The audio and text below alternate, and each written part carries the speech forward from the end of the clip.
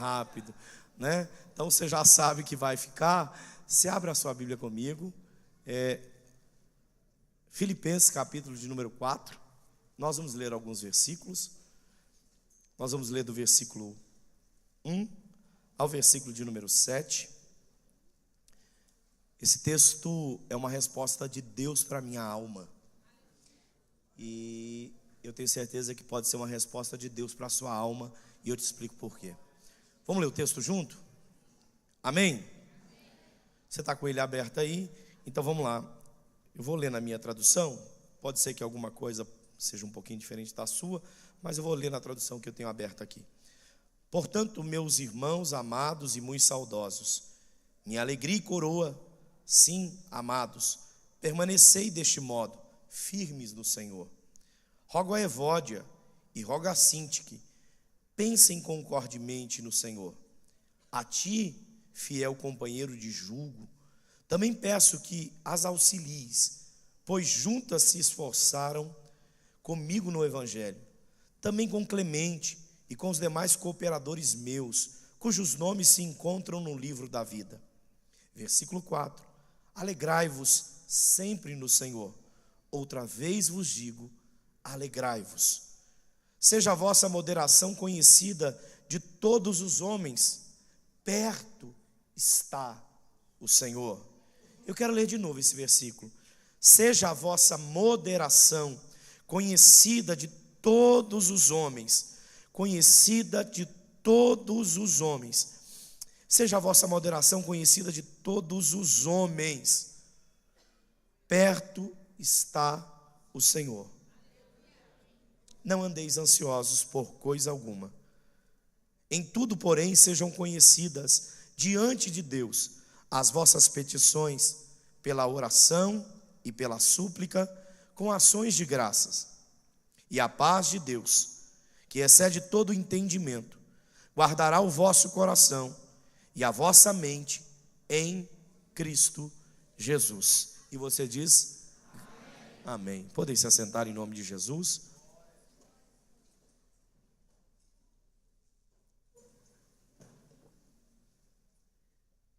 Eu quero gravar essa palavra ao seu coração, até porque a gente precisa caminhar sobre ela. Deixa eu te contar por que essa palavra desceu ao meu coração. Domingo passado,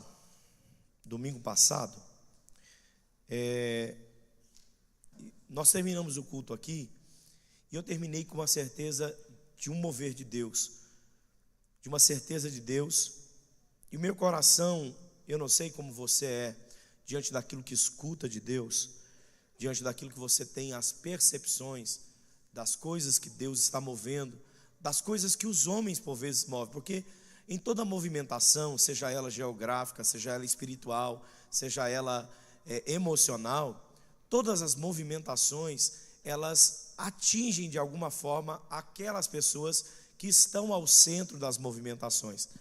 Eu sou uma pessoa que, em meio às movimentações, eu me posiciono com planos, eu sou de planejar as coisas, sabe?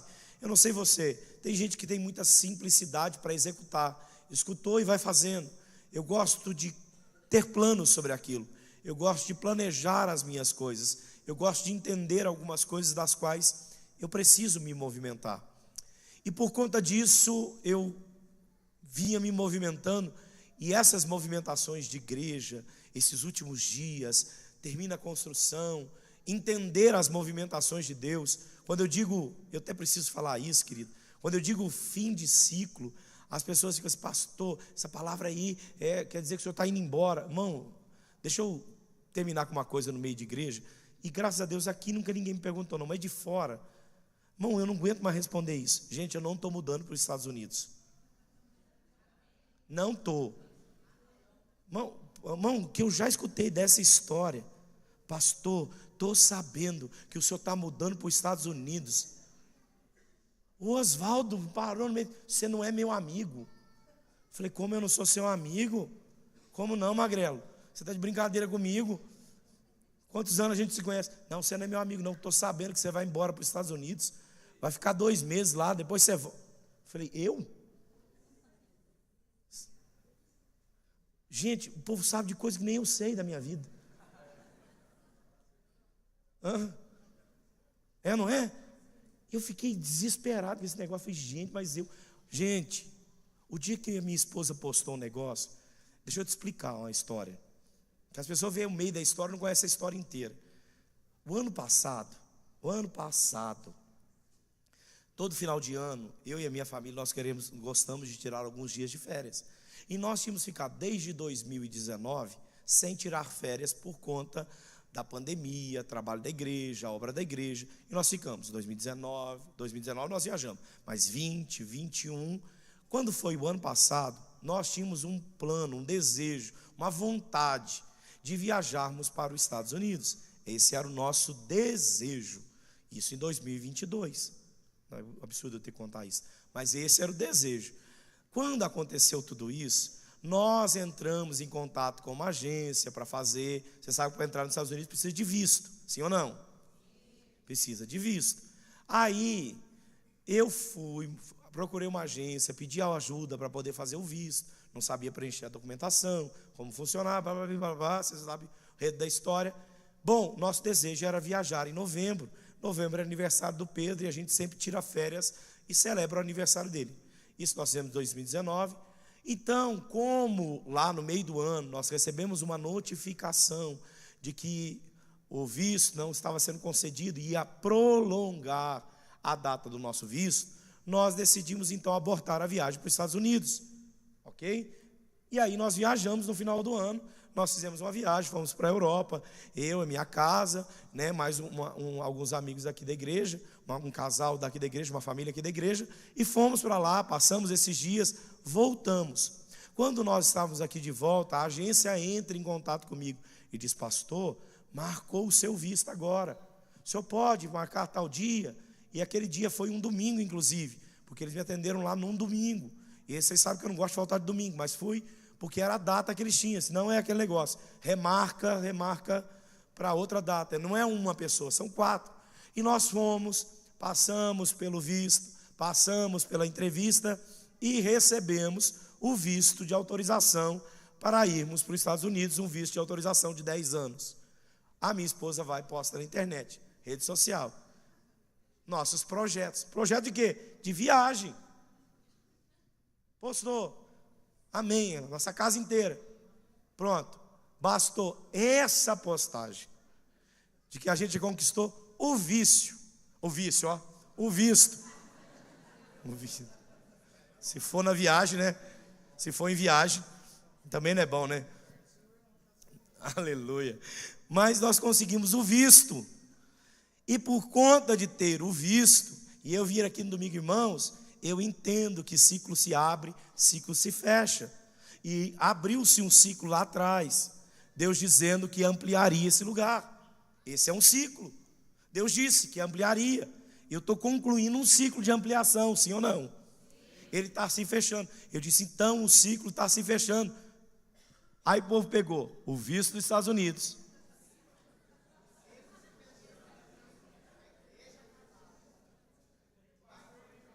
O pastor vai embora para os Estados Unidos. A culpa foi sua.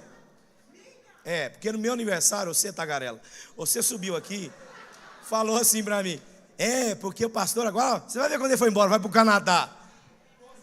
Aí eles só trocaram o Canadá pelos Estados Unidos. Você vai pedir perdão por isso aí para a igreja. Tô brincando. Gente, e é por conta disso.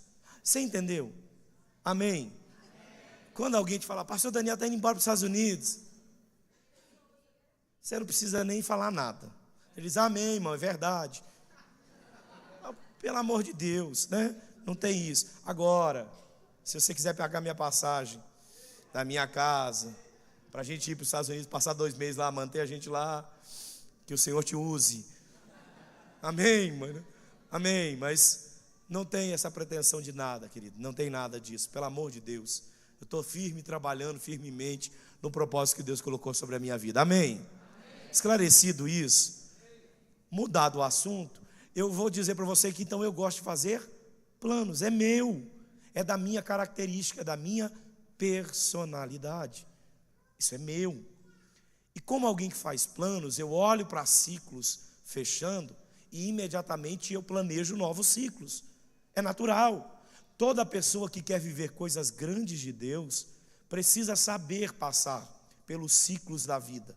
Saber entrar, saber sair. Essa foi a palavra que Davi disse a Salomão, quando ele foi assumir o trono. Meu filho, que o Senhor te dê sabedoria, sede homem, e anda pelo caminho dos homens. A vontade de Deus, a vontade de Davi para Salomão é: olha, que você possa ter discernimento de todas as coisas. É por isso que quando ele vai orar a Deus e vai pedir: Senhor, eu não quero riqueza, eu não quero os meus inimigos, mas quero sabedoria. Deus dá a Salomão sabedoria para quê? Para entrar e para... Significa dizer que haverá sempre um lugar de entrada e um lugar de saída. Isso é um ciclo. Uma semana começa, uma semana termina, sim ou não? Hoje nós estamos iniciando mais uma semana, domingo. Mas ontem nós terminamos uma semana, saímos dela. Nós estamos no meio de um ciclo de um mês. Mas esse mês vai acabar, mas ele logo depois, julho, vai começar. Vai findar um ciclo para abrir outro. Amém até aqui, gente? Até aqui eu estou me fazendo ser compreensivo. Quando a gente olha e vive de ciclos, há ciclos de semanas, há ciclos de mês, há ciclos de anos. E quando eu entendo os processos de Deus e as movimentações de Deus, eu preciso compreender que Deus se movimenta por estes ciclos. E eu, Daniel, eu sou um homem daqueles que nos ciclos, quando percebo o ciclo se encerrando, eu já estou orando a Deus: Deus, como é que eu vou entrar no próximo? Qual o passo certo para o próximo ciclo? Qual o próximo nível que eu vou andar? Qual a nova dinâmica que eu vou ter que estabelecer na minha vida? É assim que eu preciso olhar para o futuro, olhando para ele na certeza de que eu vou viver tudo isso. Uma coisa foi quando eu comecei a pastorear uma igreja, que era eu e a Andréia. Era essa a nossa igreja. E a nossa igreja começou assim. E de repente Deus resolveu ampliar. E ampliar, e ampliar. E hoje eu não congrego mais eu e a Andréia. A minha casa aumentou o ciclo. Chegou o Pedro, chegou o Benjamin. A minha casa aumentou. E aquilo que eu fazia com a minha casa, eu e a Andréia, já não consigo fazer mais. Mas eu precisei planejar aquilo que eu queria fazer com a minha casa. Assim foi com a igreja aqui. Uma igreja era uma. Hoje ela é outra, totalmente diferente. Mas eu preciso colocar o meu coração nos planos de Deus. Você pode dizer amém por isso? Amém. É por isso que o Senhor diz, e aqui eu preciso ter uma configuração na minha mente, na certeza de quem eu sou. Porque aí eu preciso acreditar que Deus é soberano sobre os meus planos. Por quê, pastor? Porque a palavra do Senhor, o próprio Salomão vai dizer que o coração do homem, ou a boca do homem faz planos, mas a resposta certa, quem traz é o Senhor faz isso. Mas deixa eu te dizer uma coisa: a grande dificuldade da nossa vida é colocar os planos e confiar que o Senhor no tempo certo trará a resposta. Por quê? Porque enquanto a gente planeja, a gente está vivendo o plano antes do acontecer, sim ou não? E esse é o nosso grande problema. O que eu vou falar hoje é sobre um tema chamado ansiedade. Por que pastor, o senhor vai tratar de ansiedade? Porque eu quero te explicar algo comigo, e por isso que eu comecei toda essa história. Quando terminou o domingo aqui, volto para o início da minha palavra. Quando terminou o domingo aqui, eu refletindo, pensando numa semana de trabalho, pensando numa próxima semana que seria de mais movimentações, coisas terminando, coisas ainda que precisam ser terminadas, fachada que precisava ser decidida, como seria paga, como seria feito, como que eu organizaria, o berçário estava ficando pronto, algumas coisas eu precisaria resolver, pintura, eu não acho o bramato na loja de tinta, ninguém tem para fornecer para uma semana, para todo mundo fazer. São 1 bilhão de coisas passando na minha mente para que tudo isso aconteça.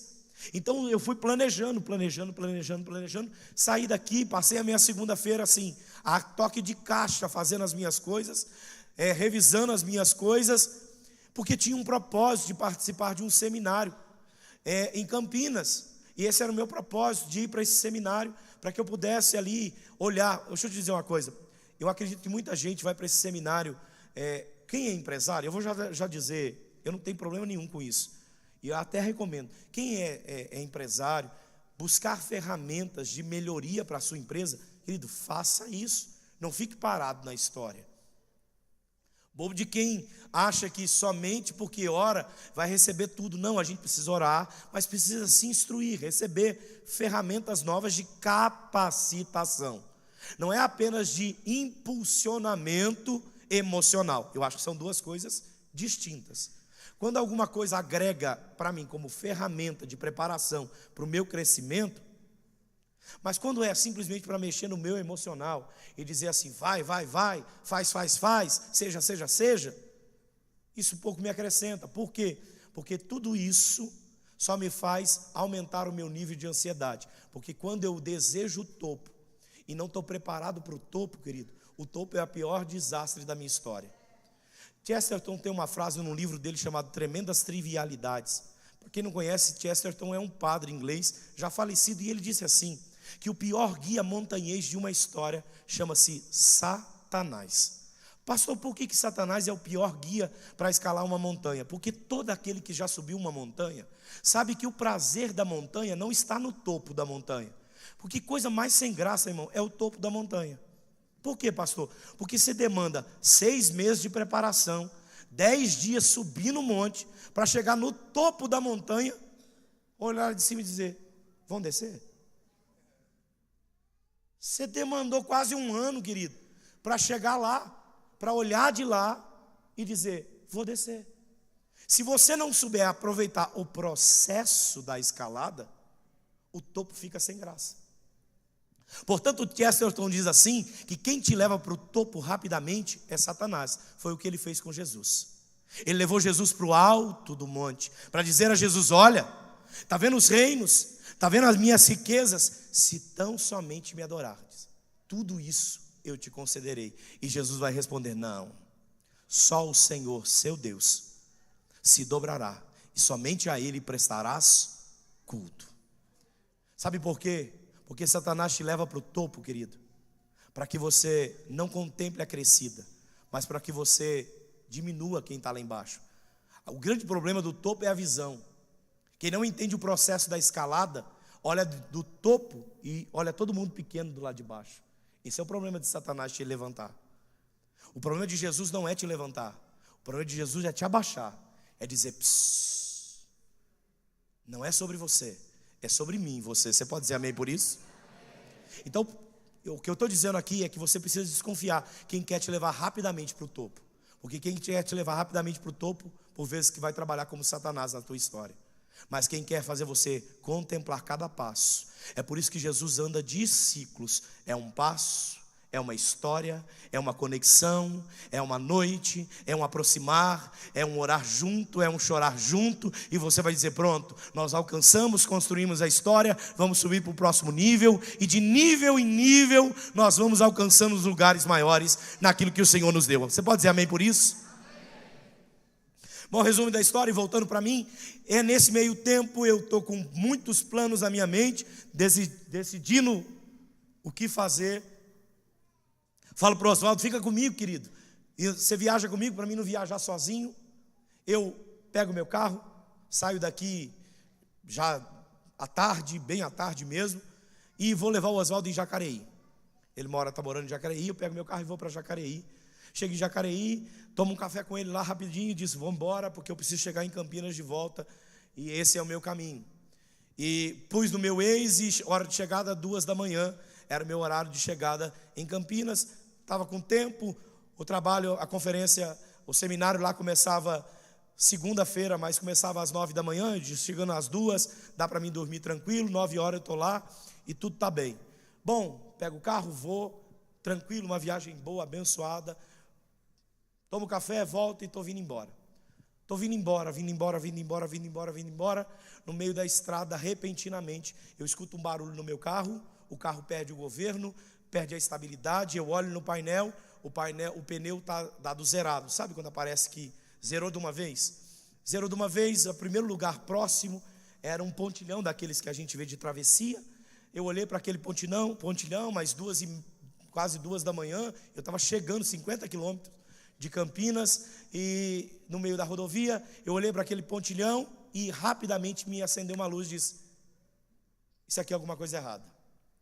Era um lugar muito escuro, um lugar de muitas empresas, e o único foco de luz era um pontilhão. Eu disse: acho que tem alguma coisa errada nisso aqui, eu não vou parar não.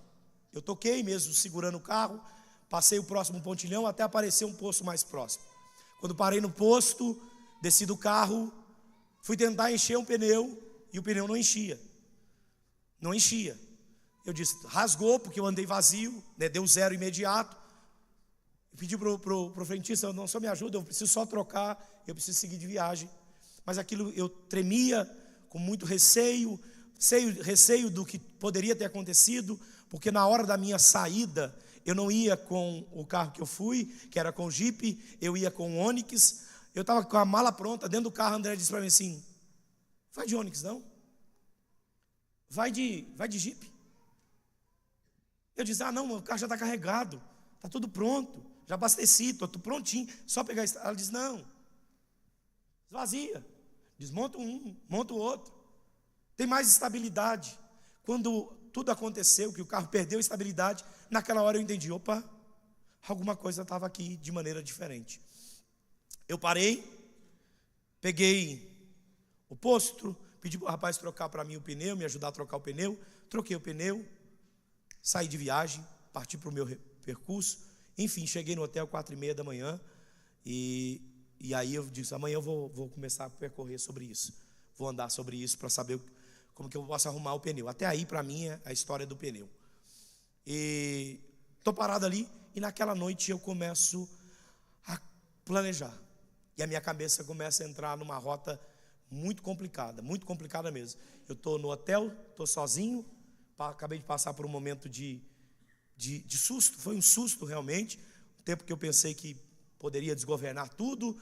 Eu pensava na minha casa, mas estava sozinho, e eu não conseguia, minha mente começou a roubar de mim a alegria de estar naquele lugar. Foi me dando um desespero para vir embora. Eu disse: vou embora. Mas são 4h30 da manhã, o carro está com o pneu furado, e eu não vou dar conta de viajar tudo, e vou segurar. E foi uma luta, foi uma verdadeira guerra dentro daquele quarto. Eu dobrei o meu joelho, fui falar com Deus, e naquela segunda-feira, né, no domingo para segunda, eu guerreei com o meu espírito. Eu não guerreei com o espírito maligno, eu guerreei com o meu espírito. A Andréia, ela falou comigo, porque eu mandei mensagem para ela do que tinha acontecido. Quando ela, na madrugada, acordou, viu, me chamou, e nós conversamos um pouco. Eu disse para ela: eu estou queimando de vontade de ir embora. Ela disse: não, você estava com vontade de chegar, por que você está com vontade de vir embora agora? Calma, né, vai dar certo. Amanhã você acorda, arruma um pneu, e se tudo permanecer no seu coração, você vem. Eu levantei pela manhã, tinha o compromisso de ir para o seminário, mas antes de ir para o seminário, eu resolvi procurar um borracheiro para consertar o pneu. Desci o meu pneu, desci lá, ele disse assim: não, o rasgo foi muito grande, senhor. Esse pneu do senhor aqui não dá para fazer mais nada não, né? Não tem mais jeito de fazer. Aí ele vira a roda. Quando eu olho para a roda estava estourada. Tinha um buraco no meio da minha roda. A roda mesmo, não um pneu. Tinha estourado a roda. Quando eu olhei para aquilo, eu disse: Senhor.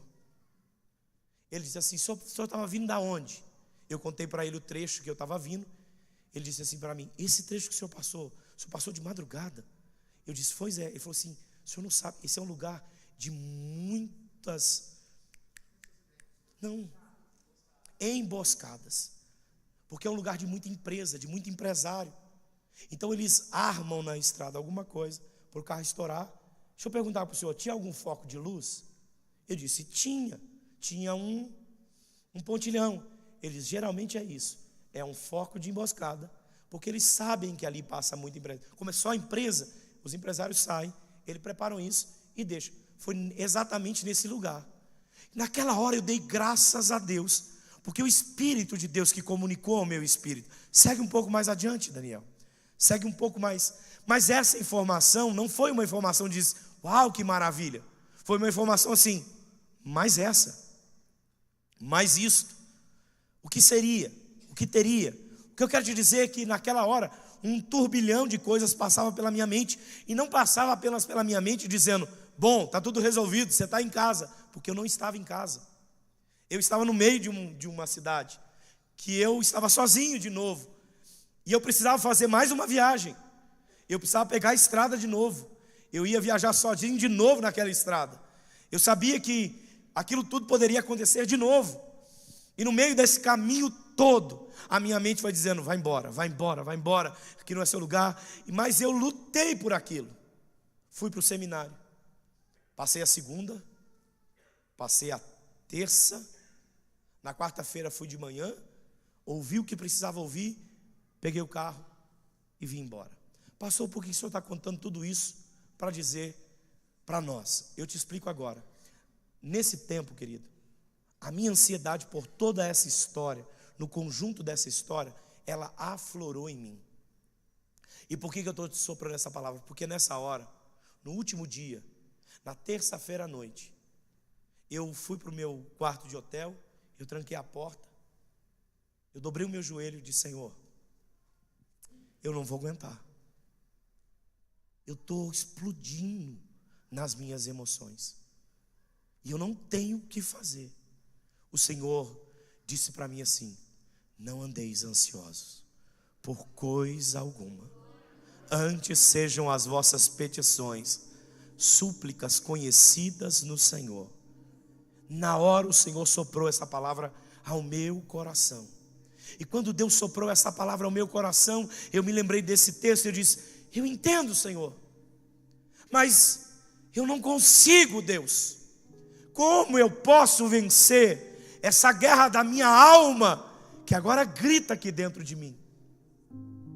O Senhor então me disse: leia o texto, Daniel, mergulhe no texto, vamos fazer o que a gente sempre faz. Você conhece a palavra, você precisa conhecer as minhas manifestações. Deixa eu dizer uma coisa para alguém que entrou aqui, e talvez a minha história por vezes possa assemelhar a sua história. O que eu quero te dizer é que a palavra é aquilo que assemelha, que nos dá norte, que nos traz uma linha, que nos mostra um caminho. Mas a verdade é que as manifestações de Deus é que saram as nossas feridas, é que curam as nossas dores, é que trabalham na nossa alma, é que saram as nossas angústias. São manifestações de Deus. E então eu fui para o texto, e eu comecei o texto dizendo assim: Paulo escrevendo: alegrai-vos. Eu disse: Senhor, meu problema não é alegria, o meu problema é preocupação. Porque a ansiedade, querido, ansiedade é diferente de medo. Ansiedade, ele é algo que contorna a nossa alma. E deixa eu tentar escrever isso aqui para você. A grande distinção entre a ansiedade e o medo é que a gente tem medo daquilo que vê, mas a gente tem ansiedade por aquilo que não vê. Deixa eu tentar construir isso aqui melhor para você. Imagine passar numa estrada como eu passei. O meu problema não era a estrada, porque quando aconteceu o incidente, que o carro perdeu o controle, e eu tive aquela percepção, eu tive medo. Medo do pior, medo de um acidente mais grave, medo, eu tive medo. Mas quando eu sabia que eu ia pegar a viagem de novo, eu não estava mais com medo, porque eu estava ansioso, porque não estava acontecendo, mas poderia. Portanto, eles dizem que o grande problema da nossa história, que a depressão é o excesso de passado, e a ansiedade é excesso de futuro. É quando a gente olha para o futuro desejando demais, demais, demais, demais, demais, demais. E a grande preocupação da minha história ali era realmente o que eu faria com tudo isso, como eu lutaria por isso. E aí Deus disse: vamos para o texto, Daniel. Qual a ordem do apóstolo Paulo? Alegrai-vos sempre no Senhor. A primeira palavra para Deus ao meu coração da qual eu quero soprar para o teu coração, é: encontre em Deus a ambiência da alegria. Eu gosto de algumas traduções, e o apóstolo Paulo vai dizer isso aqui. Em outras traduções ele diz: regozijai-vos. Ele não está falando de gozo, ele está falando de regozijar. É voltar à alegria, é estar alegre e recobrar o lugar da alegria. Portanto, a primeira palavra para você que tem andado ansioso, pensando no seu ciclo da manhã, Deus me toma na noite de hoje para dizer ao teu coração e ao meu coração: alegrai-vos sempre no Senhor. Alegrai-vos sempre no Senhor. Há um contentamento em Deus, e é esse lugar que eu e você precisamos encontrar. É por isso que ele repete a alegria 2 vezes. Aí ele para assim e diz assim: não andeis ansiosos. Eu gosto dessa expressão porque Paulo está repetindo a expressão de Jesus em Mateus capítulo de número 6. Lembra de Jesus? No Sermão do Monte: não andeis ansiosos com o que havei de comer, nem havei de beber, porque olhem para as aves, não trabalham, mas se alimentam, não plantam, mas têm subsistência. Olhe para as flores, que não tecem, não fiam, mas olha a beleza delas, nem Salomão. Olhe para os lírios do campo. Jesus está dizendo: não tem ansiedade? Não, porque a ansiedade é algo humano. A gente não foge da ansiedade, querido. A gente não consegue não ser ou não ter ansiedade, porque é algo da nossa alma, do nosso caminho. Mas a palavra de Deus não é: não tenham ansiedade, é: não andeis ansiosos. E aqui está a diferença. Quando o Senhor me visita e diz assim: Daniel, o problema não é a sua ansiedade, o problema é que você está caminhando em ansiedade. Portanto, pare o teu caminho de ansiedade, pare os teus planos, pare os teus pensamentos. É você que tem lançado sobre você mesmo, aí dentro, uma grande guerra, e você não está conseguindo vencê-la. É por isso que a ordem de Deus é: não andeis. Não é talvez, quem sabe, de alguma forma. Não, a palavra é um imperativo. Não,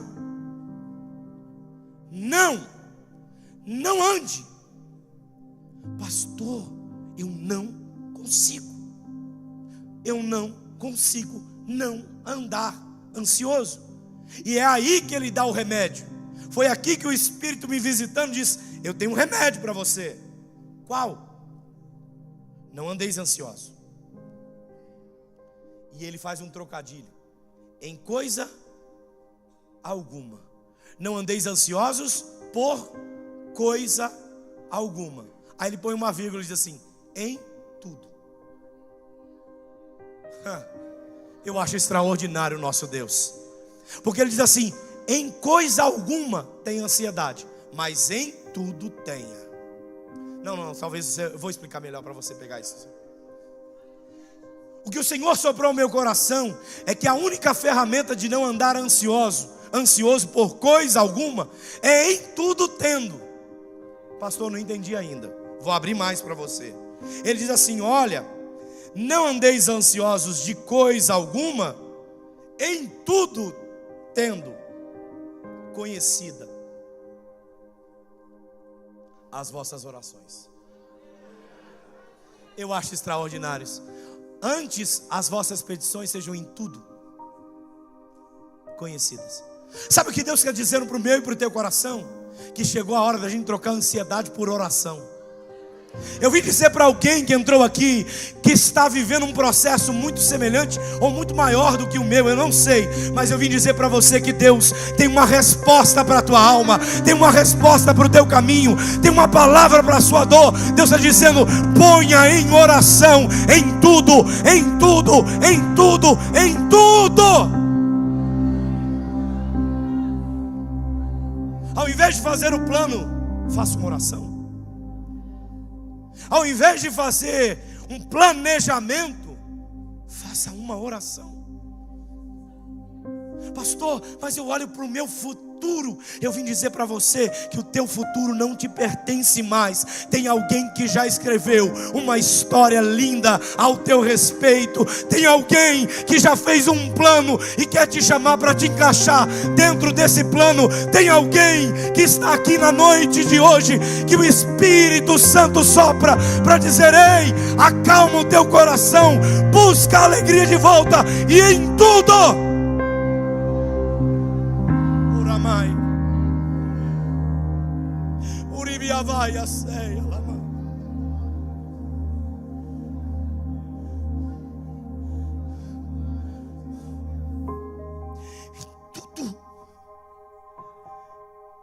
tudo apresente a Deus, querido. Foi naquela hora que eu pude compreender a ação de Deus, porque eu estava desesperado, e o meu plano é: pego o carro e vou embora, junto da minha casa, eu estou perto da minha família, e aí eu estou em paz. O Senhor está dizendo: você está andando, o caminho de caminhar para a família é bom, mas não vai resolver. Tem um caminho para você, tem um caminho para mim, tem um caminho para nós, querido. O apóstolo está dizendo: não andes ansiosos por coisa alguma. Em tudo, porém, sejam conhecidas diante de Deus as vossas petições pela oração e pela... Não, eu queria que você dissesse isso para alguém. Não é apenas orar, é suplicar. Eu vou dizer de novo: não é apenas orar, é suplicar. Senhor, não é apenas oração, não é apenas uma oração, não é apenas orações, não, são também súplicas.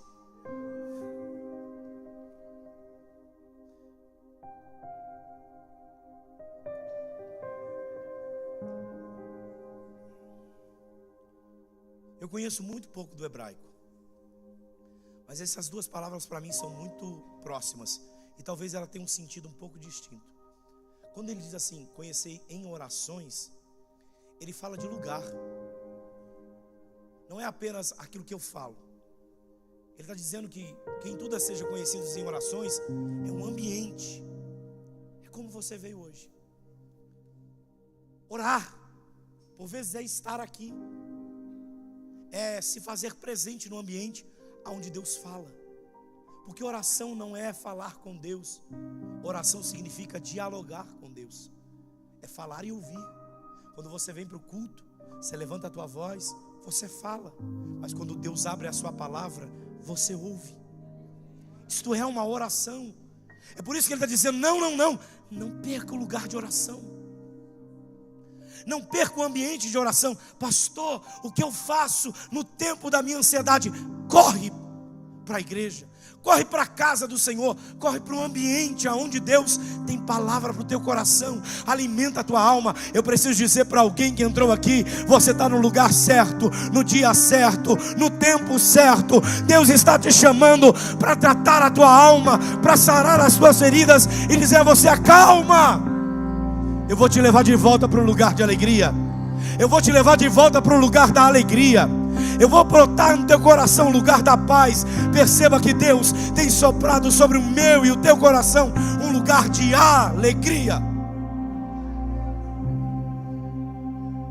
Mas ele diz: você vai orar, porque existe um lugar, mas nessa oração você vai suplicar.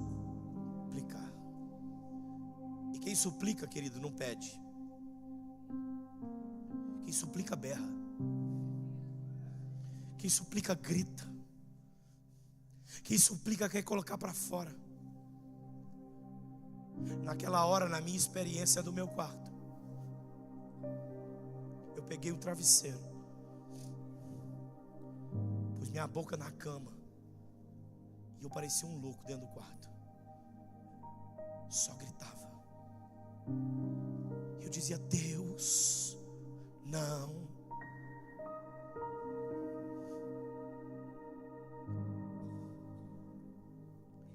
Deus, que é isso na minha alma? Eu estou te suplicando. Aí Deus disse para mim assim, naquela hora: continua o texto, depois de eu gritar. Ele diz assim: não é suplicar, é fazer isso em ações.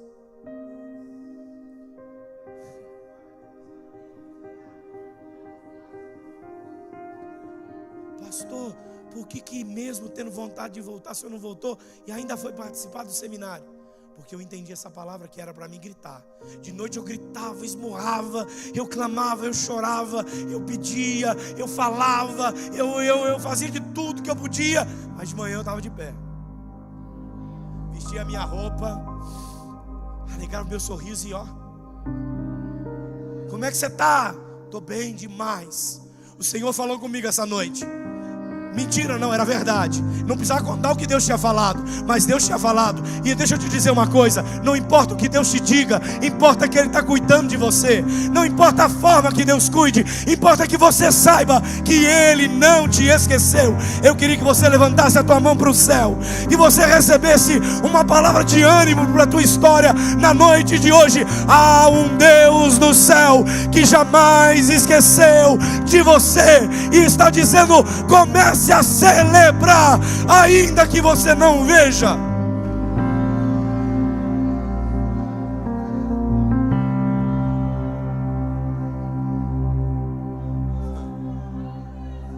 Oh, glória! Eu disse aqui no meio do culto, eu sou fominha, querido. Todo seminário que eu vou, se o seminário vai começar 9 horas da manhã, eu gosto de chegar às 8 da manhã. Eu gosto de sentar na ponta. Agora você imagina que todos os dias de seminário eu sentei no fundo. André mandou uma mensagem para mim: onde você está? Eu falei: estou aqui no seminário. Ela disse: você está onde?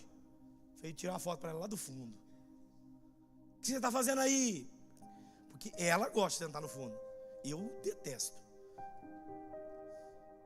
E aí, eu estava todos os dias. No dia que Deus mandou eu gritar no travesseiro, suplicar, e disse: celebra, Daniel. Eu fui para terça-feira, fui sentar onde?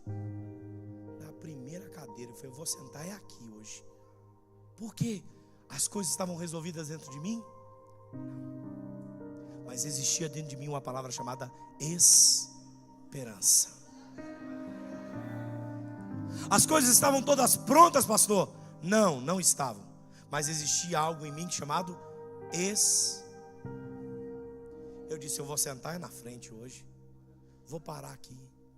E comecei a fazer as minhas anotações, aprender. Porque pastor visitando casa de outro pastor, irmão, você não tem noção. A gente entra na casa do outro pastor e diz assim: oh, legal isso aqui, coisa boa isso aqui, olha que interessante isso aqui dá para aplicar, isso aqui dá para a gente colocar na igreja, isso aqui não dá para a gente fazer, isso aqui, a cabeça fica meio louca assim. Quem começa a liderar igreja sabe o que é isso. Todo barracão que você passa diz: uma igreja aqui, hein? Eu viajo para, é loucura a mente da gente. Eu viajo, por exemplo, para São Paulo, aí eu vou passando na Anhanguera assim, tem aqueles barracãozão assim, sabe? Desocupado. Eu disse: meu Deus, mais uma igreja aqui, hein? Imagina. A cabeça vai ficando nesse nível.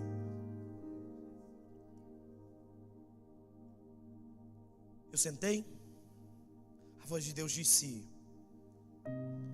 ora, suplica, mas rende graças, faz com alegria, seja alegre, formoseie o teu rosto, Traz alegria para dentro da tua casa. Pastor, está resolvido o meu problema? Não, mas entra com alegria lá dentro. Vai dar certo. Vai dar certo. Vai acontecer. Deus vai operar um milagre. Deus vai operar de maneira extraordinária. Eu vim dizer para alguém que entrou aqui perguntando: ah, pastor, eu não sei. Eu vim dizer para alguém: já está dentro de você um milagre muito maior do que você jamais imaginou. Eu vim dizer para alguém que entrou aqui preocupado com amanhã, ansioso com o que vai comer, com o que vai haver de beber. Fica tranquilo, querido. Deus está no controle. Você conhece algum ateu que mora na roça? Conhece? Até hoje eu não conheci nenhum ateu que mora na roça. Esse negócio de ateísmo é quem mora na cidade, querido. Porque quem mora na fazenda, todo dia de manhã ele abre. Passou o vento, passou a tempestade, e o passarinho está voando. Ele está parado no fio, assobiando. Eu contei para o Pedro esses dias, dizendo: filho, uma vez eu estava na roça, vi uma tempestade de vento, os ninhos dos passarinhos caiu tudo. Tinha uma casinha do João de barro num poste daquele de madeira. O poste caiu, a casinha quebrou. Foi uma tempestade daquelas destruidora. Nós levantamos pela manhã para avaliar o estrago. Nós saímos de manhã, nós saímos lá fora. O João de barro estava cantando, o passarinho piando. Eu disse: Senhor. Aí Jesus olha para ele e diz assim: não andeis ansiosos com o que haver de comer, nem que haver de beber, querido. Lembra dos passarinhos? Pode tudo vir contrário à vida deles, eles sabem. E como disse o profeta: eu sei em quem tenho crido, e Ele é poderoso, poderoso, poderoso para fazer infinitamente mais. Eu quero que você levante a tua mão e libere o melhor brado de glória ao nome de Jesus. Tem alguém cuidando de você, tem alguém cuidando da tua história.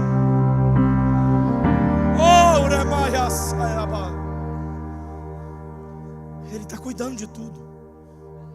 Não dá para ser ateu na roça. A cachoeira está caindo, o cavalo está cavalgando, os peixes estão nadando, os bois estão boiando.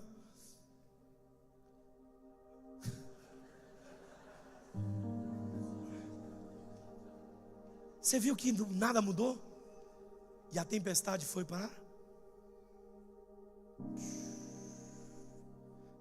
Paulo está repetindo. Pastor, por que Paulo está repetindo? Porque você sabe onde Paulo estava aqui quando ele escreveu essa carta? Alegria. Celebre com alegria. Faça festa. Não se preocupe com amanhã. Essa é a palavra do apóstolo Paulo. Ele está escrevendo uma carta. Se Paulo fosse escrever uma carta para Franca, ele escrevia aos francanos. Se ele escrevesse uma carta para o Ceará, ele escreveria aos cearenses. Mas ele escreveu uma carta para Filipe, portanto a carta se chama aos filipenses. Paulo está escrevendo uma carta para esse povo. Por que, pastor? Porque Paulo fazia suas viagens missionárias. E nas suas viagens missionárias, ele entrava na cidade, conhecia alguém, falava de Jesus, alguém aceitava, batizava, ele abria uma igreja, colocava um líder e diz: olha, eu vou fazer as minhas viagens, tenho mais lugar para visitar e volto. Lê Filipenses, capítulo 1, capítulo 2. Mas sabe o que aconteceu com Paulo? Ele não voltou. Paulo está escrevendo agora para Filipenses, porque não deu tempo de voltar. Porque Paulo está preso em Roma. E não está preso na primeira prisão, que era na casa. Paulo está num calabouço, querido. Paulo já foi condenado por Nero a ser decapitado. Os dias dele estavam chegando ao fim. Paulo poderia estar na prisão, desesperado, angustiado, com um monte de ansiedade. Vai me matar? Vai cortar minha cabeça? O que vai ser dos meus? O que vai ser dos meus amigos? O que vai ser dos meus irmãos? O que vai ser daqueles que gostam de mim? O que vai ser do Evangelho? O que vai ser de Cristo? Mas Paulo está pegando a caneta, dentro de uma prisão, nos últimos dias da sua vida, e dizendo assim: alegrai-vos sempre no Senhor. Outra vez vos digo, alegrai-vos. Não andeis ansiosos por coisa alguma, mas em tudo sejam conhecidas as vossas necessidades em orações, em súplicas, em ações de graça. Porque o Deus de paz, há um Deus de paz. Paulo está escrevendo nos últimos dias da sua história. E o Deus de paz, que excede todo entendimento, guardará o vosso e a vossa, ou alma ou mente, dependendo da tradução. Guardará. E o Deus de paz que excede todo, guardará os vossos corações e os vossos sentimentos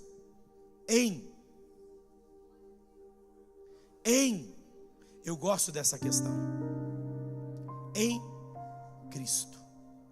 Não é por Cristo.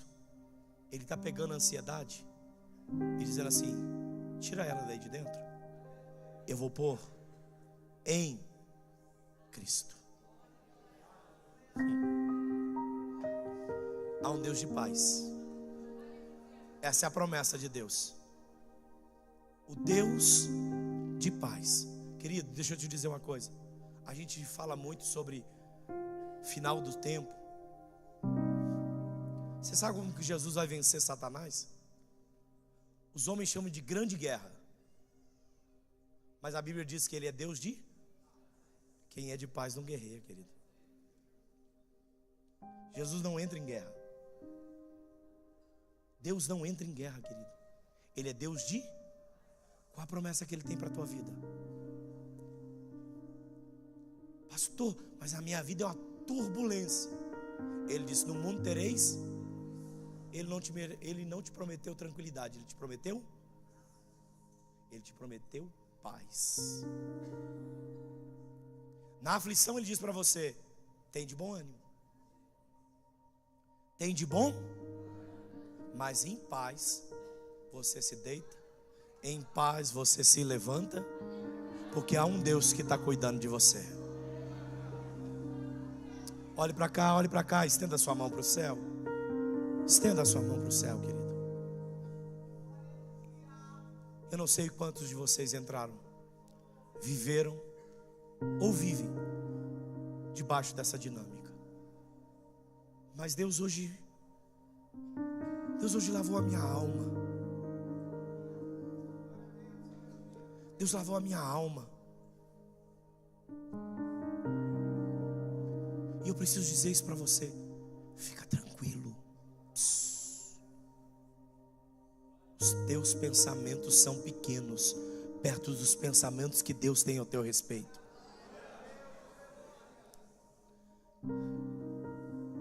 As suas dores são rabiscos perto da grandeza do poder que Deus tem para você. Calma.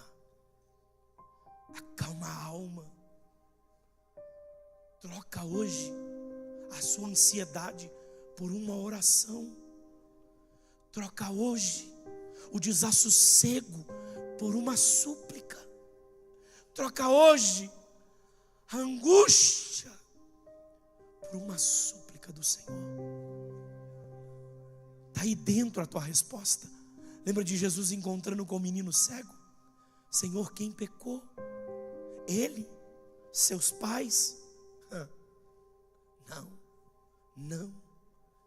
É para que se manifeste a minha glória na vida dele. Eu vim dizer para alguém aqui, querido, começa a entender que Deus quer manifestar a glória dele em você. Começa a levantar a tua voz, se você pode, já que você está com as mãos levantadas, começa também a levantar a tua voz ao céu e dizer: Senhor, hoje eu troco a minha ansiedade por uma oração, hoje eu troco a minha ansiedade por um louvor, hoje eu troco a minha ansiedade por uma súplica, hoje eu troco a minha ansiedade por um cântico de alegria. Eu vim dizer aqui, Senhor, que eu troco a minha dor pela alegria da ceia, a alegria da comunhão, a alegria do júbilo da cruz. Libere a tua adoração, querido. Libere a tua voz de adorador. Libere o teu melhor glória ao nome de Jesus.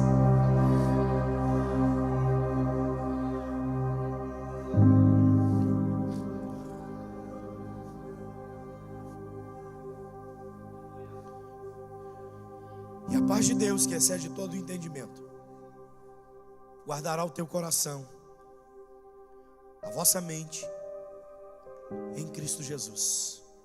Eu termino para dizer para você: talvez Satanás vai te... Eu disse aqui para os jovens que Satanás tem um poder apenas, de sugestionar. Eu vim dizer para alguém, querido, quando Satanás sugestionar o teu passado, sugestione para ele o futuro dele. Porque o teu passado pode ter sido de pecado, mas o teu futuro será de lugar glorioso. O teu futuro é um lugar de bênção. O teu futuro é no céu, nas mansões celestiais. O teu futuro é com Cristo Jesus. O teu futuro é de glória. Está em você um milagre que Deus vai realizar para testificar a glória dele na terra. Ei, o teu futuro é futuro de bênção. Eu vim dizer a alguém aqui: acalma a tua alma, vai dar certo, vai acontecer. Deus está no controle. Deus é o teu socorro bem presente no tempo da tua angústia. Deus é o teu suprimento. Deus é a tua força. Deus é contigo aonde quer que você pisar.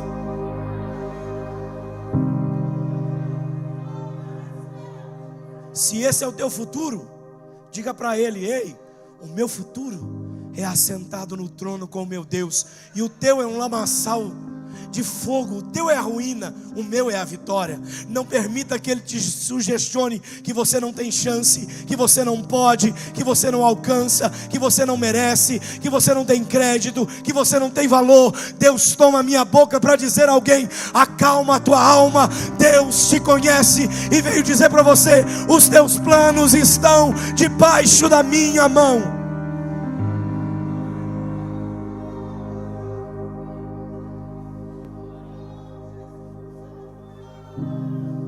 Manda la baia sai, uribia vala baia soema, ele mandou ya baia soevia lá.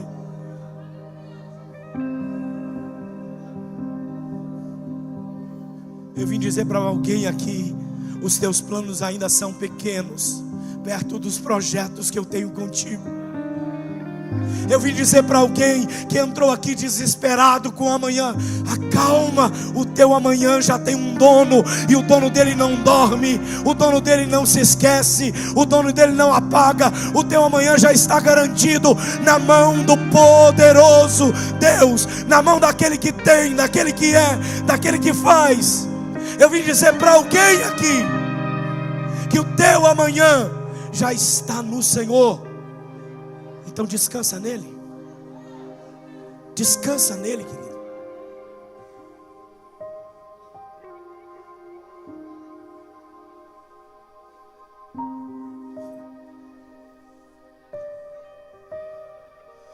Estou eu na terça-feira, Deus ministrando tudo isso ao meu coração.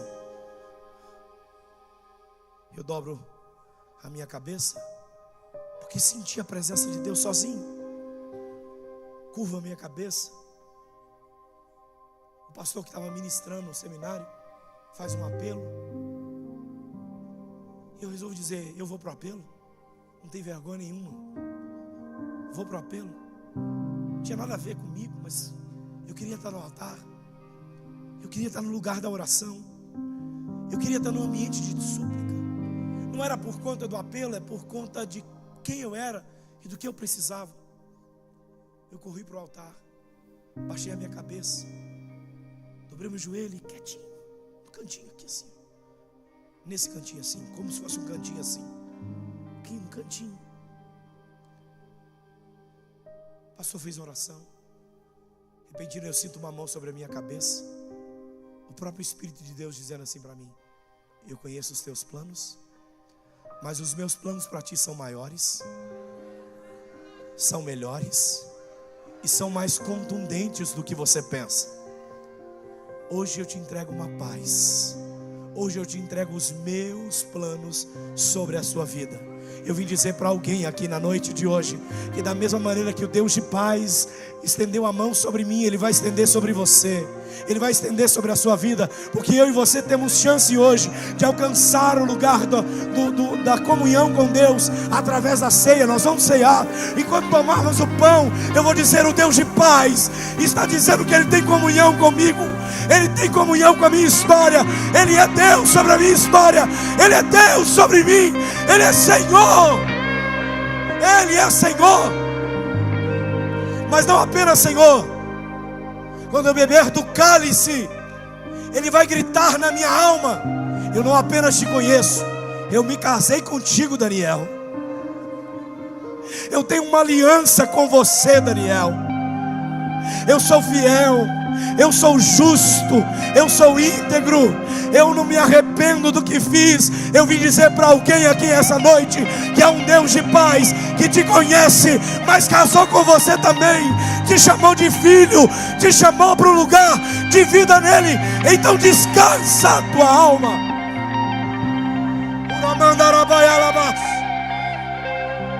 Há um Deus aqui gritando.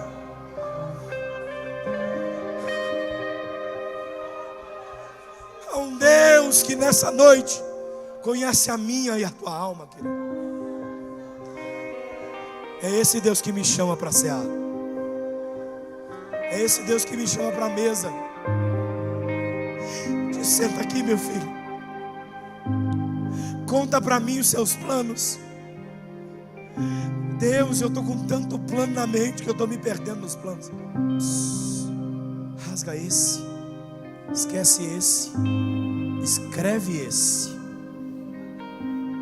Você pode fazer quantos planos, mas a resposta certa vem da minha boca. Calma a tua alma. Será que você pode se colocar em pé em nome de Jesus?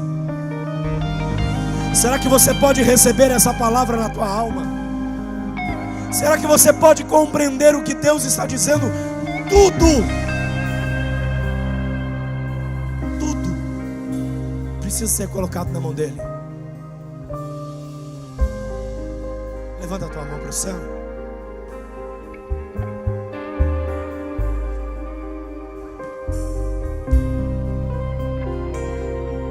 Levanta a tua mão para o céu e por alguns instantes começa a entregar os teus planos a Deus. Não andeis ansiosos. Não andeis ansiosos. Começa a dizer: Senhor. Começa a colocar para fora os seus planos. Começa a colocar para fora os seus planos. Começa a colocar para longe. E começa a confiar que Ele te conhece. Começa a dizer para Ele: ah, Deus, quantas vezes eu andei errado, quantas vezes eu pisei em caminhos tortuosos, quantas vezes eu saí, mas hoje eu estou voltando para o lugar da adoração, Deus.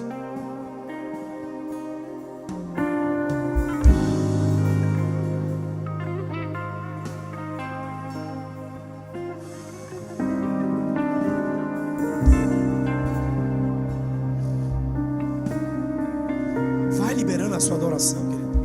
É você e Deus agora. Ouça a voz do Senhor bradando ao teu coração. Escute Ele agora. Agora é você com experiência com Deus, dizendo: calma. Escute Ele gritando aí dentro: acalma-te. Tudo tem um tempo, tudo tem uma hora, tudo tem um porquê, tudo tem um propósito. Transforme a tua ansiedade em oração.